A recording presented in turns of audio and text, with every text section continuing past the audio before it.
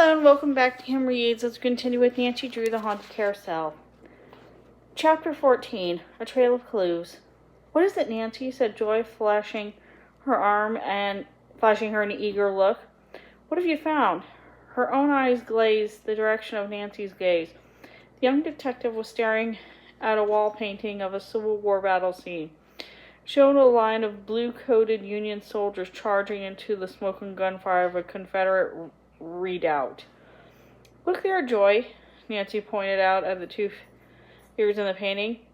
One, the Union-colored sergeant, had evidently just been hit by an enemy bullet. As he fell, a companion was snatching the red flag from the dying sergeant's hand. Look at what? Joy's face looked on at a puzzled frown. I mean, I see what you're pointing at, but so what?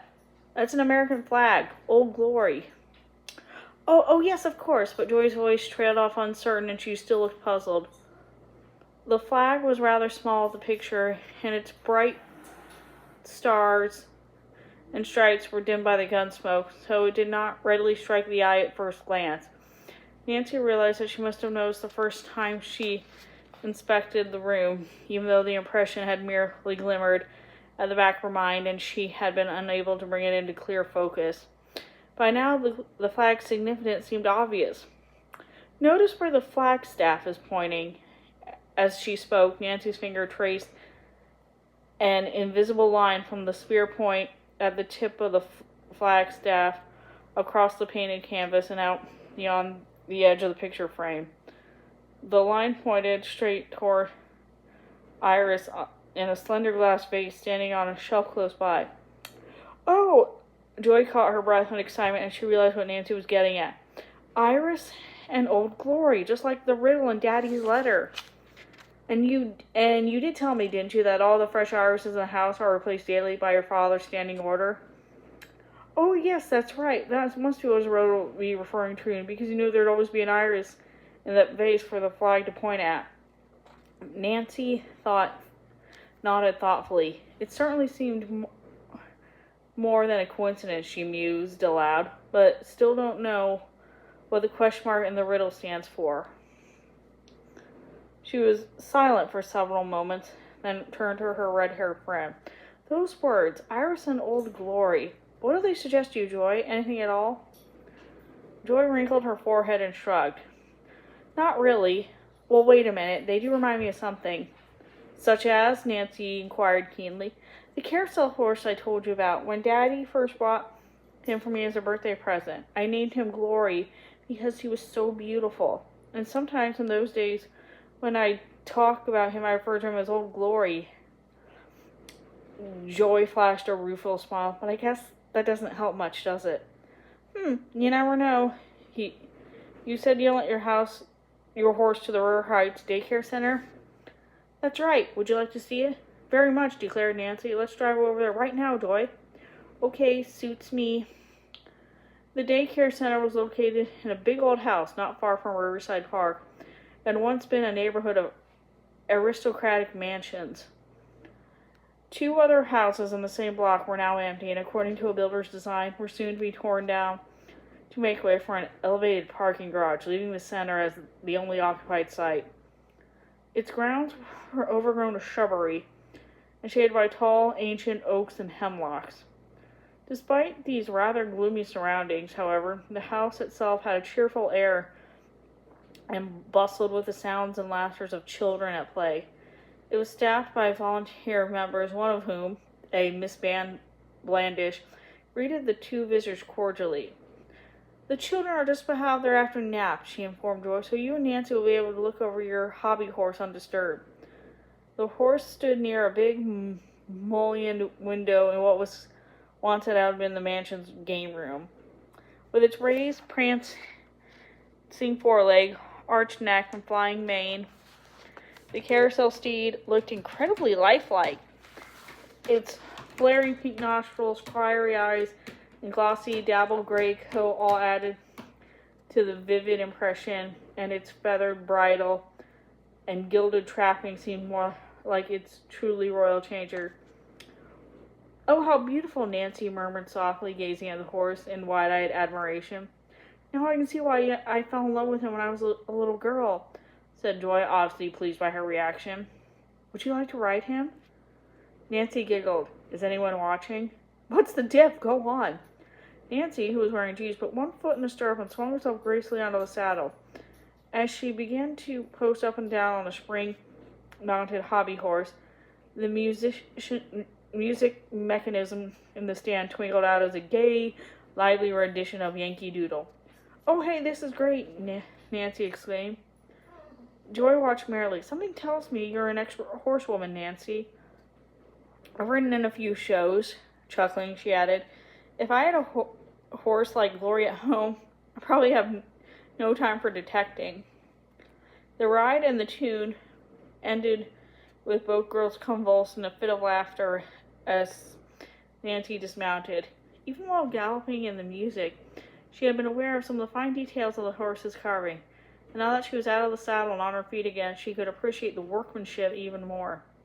You know, Joy, she mused with one finger to her lips as she gazed to the lovely steed, Glory is not one of the original carousel horses. It's carved in a much more realistic and lifelike style. Well, I always knew it was more beautiful than the other horses on the merry-go-round, Joy said proudly. But I'm not sure I ever noticed it was a different workmanship. Why? Does that have a connection with Daddy's riddle? Not necessarily, but it does mean the carousel operator lied to me for some reason. Nancy explained how Leo Novak had told her the lead horse had been replaced twice. Once when Joy's father bought Glory, and again when the replacement horse was damaged by a park truck. But if Glory, too, was not one of the original carousel steeds, then the lead horse must have been replaced 3 times. Another thought intrigued and excited Nancy. When Fingers Malone and Baldy Krebs were sneakily examining the carousel horses on Monday night after the park closed, could Glory have been the one they were looking for? Also, the burglars who broke into the Trent's house had taken nothing. Was this because the arrival of the police had scared them off? Or could they have been looking for Joy's carousel horse, but failed to find it because it was at the daycare center? Nancy realized that if her theorizing was right, Glory must be valuable for some reason. But why? Nancy was still deep in thought as she and Joy walked down the flagstone path leading from the old horse to the sheet, so deeply absorbed in fact that she stumbled and almost fell. Oh, Nancy dear, cried Joy, catching her friend by the arm. Are you all right? Yes, thanks. I just stubbed my toe, Nancy said ruefully. Looking down, she saw that one of the ancient flags had tilted unevenly, so the corner of it protruded above the ground, and that was what caught her foot. A startled expression came over Nancy's face as another exciting hunch flashed through her mind. Joy, I've just thought of something, she cried. Let's go back to your house right away. As they drove through the afternoon traffic, Joy listened eagerly to Nancy's idea. Are you aware, the girl sleuth inquired, that the flower called iris also has another name? Joy nodded. Of course, some people call them flags. As she muttered the last word, Joy caught on the smile to Nancy's train of thought. Oh, is that what your sudden explanation when you stumbled back there?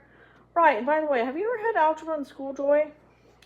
Yes, though I must admit I'm no genius at math. Why? Because if you think about your father's method as a mathematical equation, it makes sense. Joy wrinkled her forehead. I'm not sure I follow.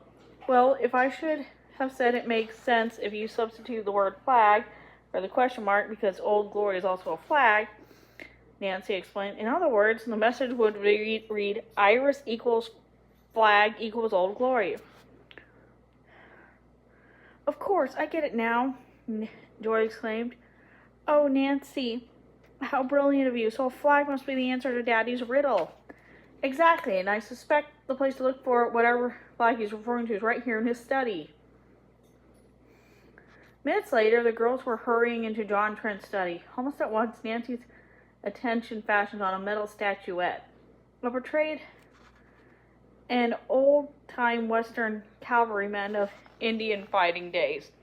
He was mounted on horseback and carried a banner in one hand. The statuette, Nancy noticed, was a bronze casting, but evidently the banner had been carefully crafted. Its slender staff, which though rigid, was not much thicker than a stout wire, passed through an opening in the rider's hand. Its lower end fitted into a socket on his saddle. Nancy cautiously fingered the flagstaff. Despite its snug fit, she noticed it could be jiggled slightly. "Oh," Joy gasped, looking at the wide-eyed suspend. "Do you think that's the flag Daddy meant?" "We'll soon find out," Nancy prophesied.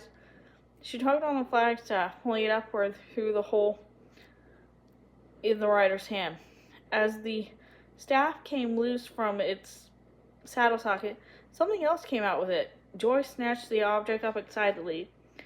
It was a tiny wad of fine tissue paper. Both girls held their breath as Joy uncrumpled and smoothed out the tissue. It bore a crude drawing of a horse with a frog riding on its back. And that's the end of that chapter. See you later.